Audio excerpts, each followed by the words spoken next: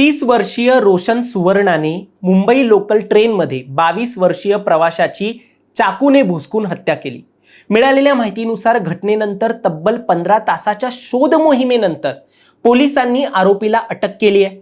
बुधवारी दुपारी पनवेल रेल्वे स्थानकातून आरोपीला ताब्यात घेण्यात आलं असून म्हटलं जातंय जवळजवळ 400 सीसीटीव्हीच्या माध्यमातून हा तपास झाला आणि फक्त एका लोगोमुळे पोलिसांनी त्याचा शोध घेतला। हे सगळं कसं शक्य झालंय जाणून घेऊया या व्हिडिओच्या माध्यमातून।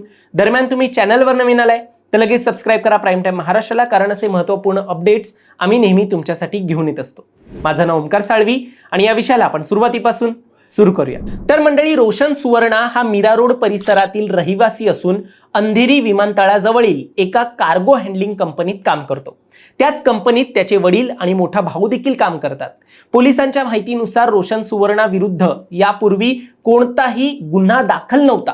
चौकशी दरम्यान सुवर्णाने पोलिसांना सांगितलं की मंगळवारी संध्याकाळी काम संपल्यानंतर त्याने जवळपास संपूर्ण रमची बाटली जी आहे ती संपवली होती।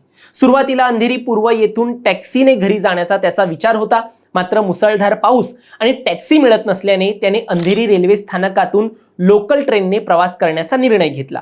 पुढे चर्चगेट नालासोपारा अशी फास्ट लोकल पकडून जेव्हा तो फर्स्ट क्लास डब्यात चढला त्यानंतर काय झालं हे तुम्हाला माहितीच आहे। अगदी मयंक लोहारवर त्याने किरकोळ वादातून हल्ला केला। जे गेट असतं लोकलचं ते फक्त बंद करण्यावरून आणि पावसाचं पाणी आत येतंय यावरून तो जो आहे तो वाद झालेला होता।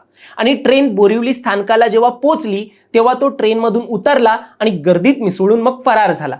या गंभीर घटनेनंतर आरोपीची ओळख पटवण्यासाठी बोरिवली रेल्वे पोलिसांनी मोठ्या प्रमाणावरती शोध मोहीम सुरू केली। चर्चगेट ते नालासोपारा दरम्यानच्या रेल्वे स्थानकांवरील आणि परिसरातील जवळपास 400 सीसीटीव्ही कॅमेऱ्यांची फुटेज तपासण्यात आले। तपासादरम्यान कळलं त्या आरोपीने एक टी शर्ट घातला होता। त्याच टी शर्टवर त्याच्या कंपनीचा लोगो हा स्पष्ट दिसून येत होता। जेव्हा ही बाब पोलिसांच्या लक्षात आली त्यानंतर पोलिसांनी संबंधित कार्गो कंपनीत जाऊन आरोपीची ओळख निश्चित केली आणि त्याचा पत्ता, कुटुंबाची माहिती तसेच मोबाईल क्रमांक मिळवून त्याचा शोध घ्यायला सुरुवात केली। मोबाईल लोकेशन आणि तांत्रिक तपासाच्या आधारे पोलिसांनी या बोरिवलीहून पसार झालेल्या रोशन सुवर्णाची एकूण एक हालचाल टिपली।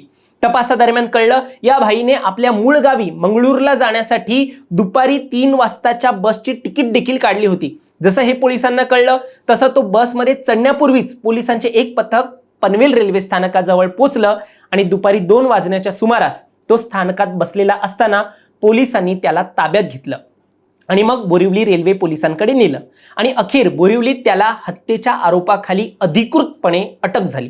पोलिसांच्या म्हणण्यानुसार त्याला माहीतच नव्हतं त्याने ज्या माणसावर हल्ला केलाय तो मृत झालाय की अजूनही जिवंत आहे। ताब्यात घेतल्यानंतर आरोपी वारंवार जखमी प्रवाशाच्या प्रकृतीबाबत एक विचारणा करत होता। सुरुवातीला पोलिसांनी त्याला पीडितेवर रुग्णालयात उपचार सुरू असल्याचं सांगितलं, मात्र त्याने आपल्या मोबाईलवर इंटरनेटवर शोध घेतला आणि पीडितेचा मृत्यू झाल्याची बातमी पाहिली। मुंबईला परत आणताना कोणताही गोंधळ होऊ नये म्हणून पोलिसांनी त्याला समजावण्याचा प्रयत्न केला की या सगळ्या बातम्या चुकीच्या आहेत आणि जेव्हा बोरिवली रेल्वे पोलीस ठाण्यात तो पोहोचला त्यानंतर त्याला या हत्या प्रकरणी अटक केली आणि पीडितेचा मृत्यू झाल्याची अधिकृत माहिती दिली। आता या संपूर्ण प्रकरणानंतर किरकोळ वादातून होणाऱ्या हल्ल्यामुळे प्रवाशांमध्ये भीतीदायक वातावरण निर्माण झालंय। होणाऱ्या घटना हे गंभीर असून अशा घटनांना आळा कसा घालायचा हा प्रश्न निर्माण झालाय। तुम्हाला या सगळ्यावर काय वाटतं?